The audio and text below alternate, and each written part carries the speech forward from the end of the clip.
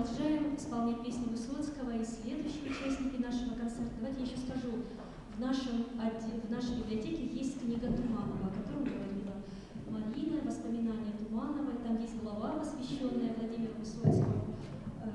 Интересно, что в книге, когда я открыла, там личный росчерк автора, архив Национальной библиотеки с подписью Владимира Туманова. Вот такая редкая вещь у нас здесь в библиотеке есть.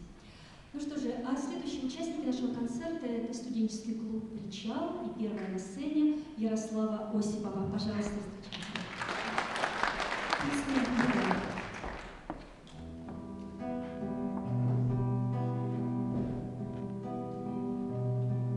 Я несла свою беду по весеннему пальту, обломился лед, душа оборвалась,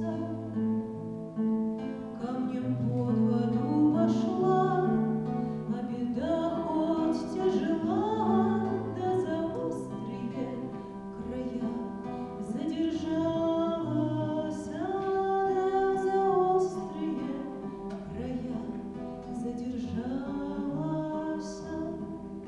И беда с того вот дня ищет по свету меня, слухи ходят вместе с ней, с кривотолками.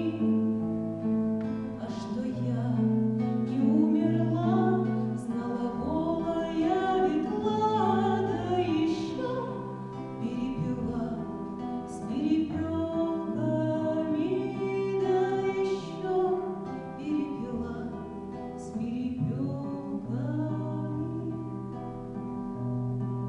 Кто из них сказал ему, господину